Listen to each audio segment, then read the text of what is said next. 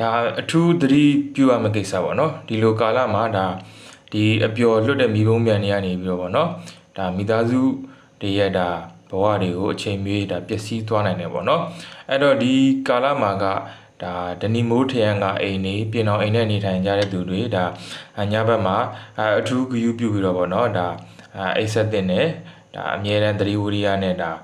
စောင့်ကြည့်တင်တယ်ပေါ့နော်အခက်မတင်လို့ဒါကိုယ်အိမ်ပေါ်ပြုတ်ကြလာလို့ရှိရင်ဒါတိုက်အိမ်နေပါတယ်ဆိုတာကတော့ဒါနည်းနည်းခံတာမယ်ပေါ့နော်အဲ့ဒါအထူးသဖြင့်ဒနီမိုးထရန်ကအိမ်နေပြင်အောင်အိမ်နေကတော့တော်တော်အန္တရာယ်ကြီးမာတယ်ပေါ့နော်အချိန်ခဏလေးအတွင်းမှာဒါမိသားစုဘဝတွေဒါပျက်စီးသွားနိုင်တယ်ပေါ့နော်အဲ့တော့ဒီကာလမှာညဘက်အပြင်ထွက်လဲတဲ့လူငယ်တွေအနေနဲ့လည်းဒါ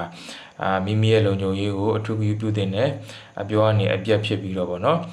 ဒုက္ခတွေဒါမကြုံတွေ့စေဖို့အထူးဆင်ခြင်ကြပါလို့တိုက်တွန်းအားလုံးပဲကျေးဇူးတင်ပါတယ်နော်